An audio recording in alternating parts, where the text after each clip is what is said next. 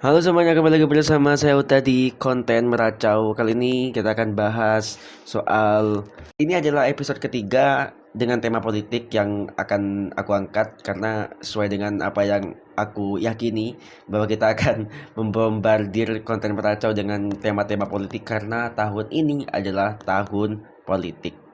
Kalau tidak salah tahun depan itu hampir 60% mayoritas pemilih muda. Jadi mungkin yang masih baru berumur 17 tahun dan baru memiliki hak suaranya itu akan banyak sekali datang di TPS-TPS kalian untuk memberikan hak suaranya dalam pemilu tahun depan. Jadi keresahanku dengan adanya fakta itu, aku takutnya banyak pemilih muda yang datang ke TPS tempat pemungutan suara itu hanya sekedar datang biar gak dikira golput. Padahal dia gak tahu tuh calon-calonnya ini siapa gitu. Dan alasan dia memilih calon tersebut itu apa gitu. Banyak yang bisa kejadian seperti itu. Bahkan aku pun untuk pertama kalinya memiliki hak suara untuk pemilu gitu kan, untuk nyoblos gitu, itu juga sama. Jadi karena excited karena pertama kali datang ke TPS dan pertama kali memiliki hak suara untuk menyoblos, pada akhirnya cuma asal datang tanpa tahu siapa yang aku pilih. Dan aku yakin banyak dari kalian mungkin yang waktu pertama kali nyoblos juga gitu mungkin ya. Karena biar gak ini aja, biar gak dikira golput. Karena waktu itu kan kalau misalnya kita golput kan udah pandangannya kan negatif kan. Meskipun untuk sekarang mah golput golput aja ya. Gak perlu yang apa ya. eh jadi kekhawatiran itu yang membuat aku pada akhirnya ingin memberikan sedikit referensi gitu ya, atau sedikit tips gitu bagaimana cara kalian para pemilih muda untuk memilih kontestan pemilu yang baik dan benar versi saya tentunya. Karena di luar sana banyak sekali banyak sekali masukan-masukan yang mungkin juga kalian pernah tanyakan atau mungkin tidak, tapi ada orang-orang yang juga memberikan masukan bahwa kamu kalau nanti misalnya memilih cagup gitu misalnya ya, atau memilih kontestan politik yang ini, kamu harus seperti ini, kriterianya harus kayak gini gitu. Nah, ini versi yang menurut saya dan saya yakini cukup aman untuk bisa kalian gunakan sebagai referensi gitu. Oke? Mula-mula aku bagi dulu POV-nya. Yang pertama adalah POV partai politik dan POV pribadi. Maksudnya gimana?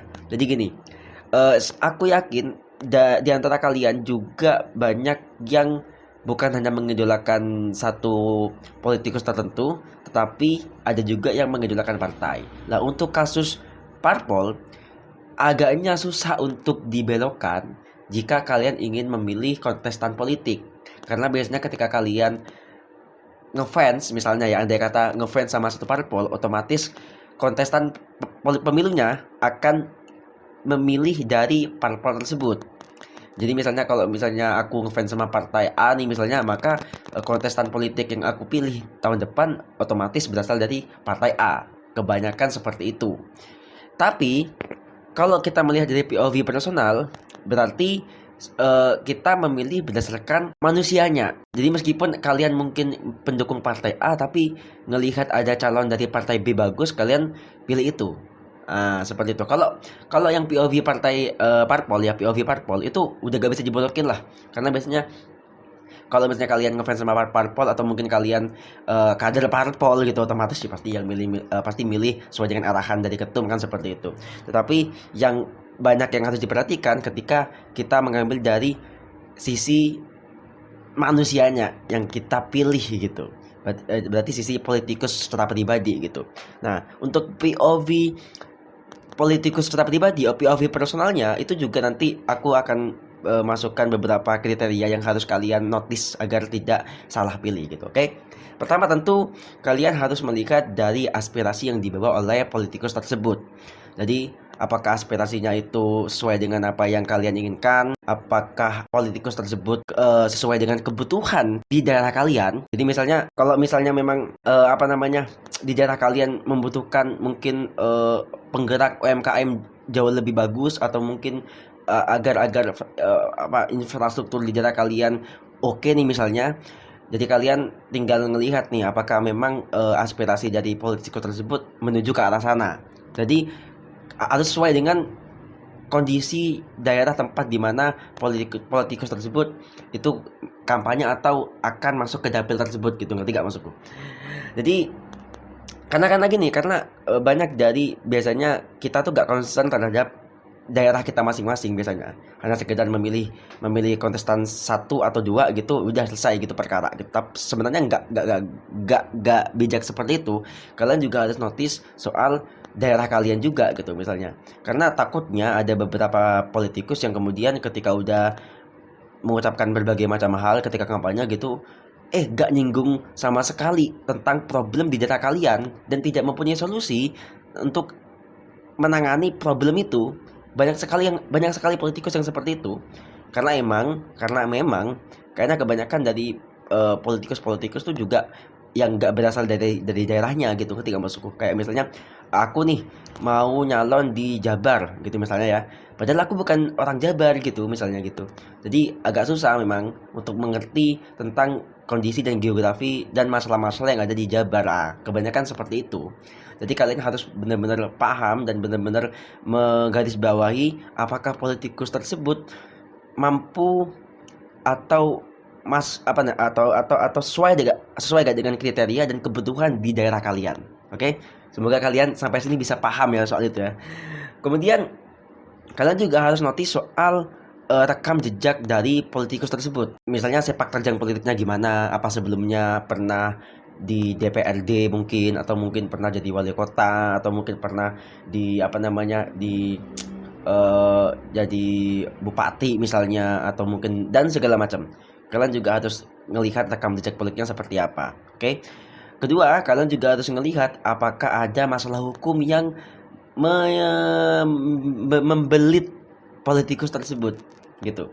Karena aku gak tahu ya undang-undangnya seperti apa. Apakah memang orang yang pernah terjerat kasus hukum boleh ikut dalam kontestasi politik atau gimana? Cuma kalian harus notice itu juga gitu, biar jadikan referensi bagi kalian juga untuk, oh iya nih orang nih udah pernah dipenjara nih karena kasus ini, oh orang ini pernah dipenjara juga karena kasus ini. Jadi kalian bisa sedikit menimbang lagi apakah akan memilih politikus tersebut atau tidak dalam pemilu tahun depan, seperti itu. Apalagi yang pernah kena kasus korupsi, udah jelas gak boleh dipilih guys. Tidak ada alasan bagi kalian memilih politikus-politikus yang pernah tersandung kasus korupsi.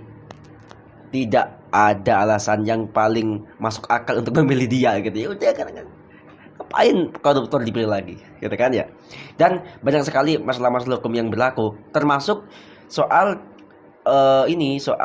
soal mereka yang mungkin tidak sampai di penjara, cuma nyempil-nyempil ada masalah hukum mungkin yang menseret dia gitu.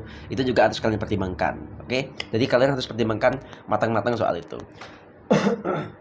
Kemudian kalian juga bisa melihat dari bagaimana cara dia menunjukkan program-program kerjanya nanti ketika dipilih. Ini berkaitan soal nanti di kampanye seperti apa, program yang disampaikan seperti apa. Kalau misalnya di pilgub atau pilbub, mungkin dalam perdebatan publik secara terbuka itu seperti apa, argumentasinya, kemudian program yang dilemparkan seperti apa, apakah relevan tidak. Nah ini lagi-lagi menyambung ke poin yang pertama, apakah relevan tidak dengan masalah di daerah kalian, apakah relevan dengan solusi yang nantinya beliau sampaikan atau aplikasikan di daerah kalian, seperti itu. Jadi ya benar-benar harus ada koneksi antara si politikus dan daerah di mana politikus itu nanti akan menjabat atau mewakili daerah tersebut. Jadi seperti itu. Termasuk program dan termasuk kampanye, janji-janji juga itu. Banyak nanti itu, banyak sekali janji-janji manis yang akan dilemparkan oleh para politikus, yang mana kalian bisa telan mentah-mentah karena mungkin kalian melihat tutur kata, kalian melihat susunan-susunan kalimat yang luar biasa indah, kemudian ini keren banget gitu. Atau kalian juga bisa pertimbangkan bahwa cuma janji-janji doang gitu. Berapa persen sih dari janji-janji tersebut kemudian terrealisasi ketika dia terpilih gitu? Gak ada yang 100% kayaknya. Kemudian apa lagi ya? Mungkin kalian mungkin ini ya lebih ke apa namanya? Lebih ke kalian juga harus hati-hati nih karena kan kalau guys lah tahun depan juga banyak artis nyalek ya yang mana saya sudah pernah bahas. Nanti kita tampilkan linknya. Kayak aku juga udah pernah bahas di mana kalian juga harus berhati-hati sama para artis-artis yang nyalek gitu ya karena ya you know lah. Ya meskipun dia juga mungkin tahu soal politik ya cuma kalian juga harus hati-hati aja lah gitu. Kalau memilih silakan, kalau mau menimbang jauh lebih bijak, jauh lebih baik tanpa mengurangi rasa hormat saya terhadap beliau-beliau yang artis-artis ini yang nyalek ya. Cuma ya itu tadi pertimbangan-pertimbangan akan selalu ada kan seperti itu. Dan yang paling penting nih guys ya, yang paling penting mungkin terakhir aku ingin sekali kalian juga mempertimbangkan memilih politikus apapun itu ya, apakah caleg, apakah bupati, gubernur, wali kota, bahkan presiden yang juga harus concern terhadap pembangunan sumber daya manusia, bukan hanya soal pembangunan infrastruktur. Memang jauh lebih oke dan lebih mentereng ketika seorang menjabat di suatu daerah kemudian membangun dan membangun karena hasilnya akan terlihat. Jadi misalnya aku nih terpilih jadi daerahku jadi bupati nih misalnya kan aku bangun jembatan bagus, aku bangun mall-mall bagus, aku bangun apa namanya pelayanan publik yang bagus, jauh lebih jauh lebih dihargai kayak gitu biasanya. Karena tampak nih, daerahku berkembang banget ya. Ini banyak gedung-gedung tinggi. Wah, hasil dari ini nih kebijakannya Pak. Ini nih gitu-gitu biasanya. Akan jauh lebih dianggap berhasil ketika para pejabat publik ini membangun sesuatu yang tapak besar di daerah di mana beliau menjabat.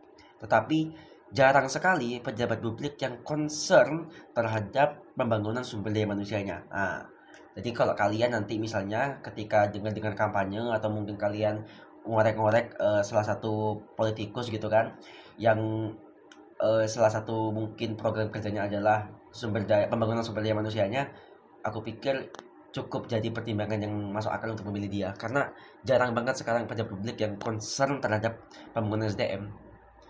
Kebanyakan fisik yang digenjot tapi percuma kan fisik bagus, pembangunan bagus tapi SDM-nya masih kayak gini atau masih mungkin belum mencapai standar yang kita harapkan ya juga percuma gitu. Maka dari itu semoga ya untuk pemilu tahun depan apapun siapapun calonnya nanti di level di kontestasi politik dengan level yang berbeda-beda dari atas sampai bawah, semoga ada yang concern terhadap pembangunan SDM yang berkualitas, jangan hanya cuma fisik aja. Oke, jadi mungkin itu aja sedikit referensi yang mungkin bisa aku sampaikan, sedikit tips dan trik yang bisa aku sampaikan yang mungkin kepada kalian para pemilih muda, dan semoga aja para pemilih muda nih jadi excited dan antusias untuk ikut ke dalam pemilu ya tahun depan karena ini adalah pertama kali kalian untuk memberikan hak suara kalian yang berharga untuk berkontribusi terhadap pemilihan umum di Indonesia gitu. Ya semoga ya meskipun aku masih percaya bahwa akan ada yang golput ya cuma semoga angkanya turun ya. Meskipun aku tidak melarang kalian untuk golput sih. Jadi itu hak kalian gitu. Oke. Oke lah kalau begitu sampai jumpa di konten meracau bertema politik selanjutnya. Entah nanti kita akan bahas apa lagi. Tapi untuk episode kali ini kita kita akhiri sampai di sini. Oke, bye bye semuanya.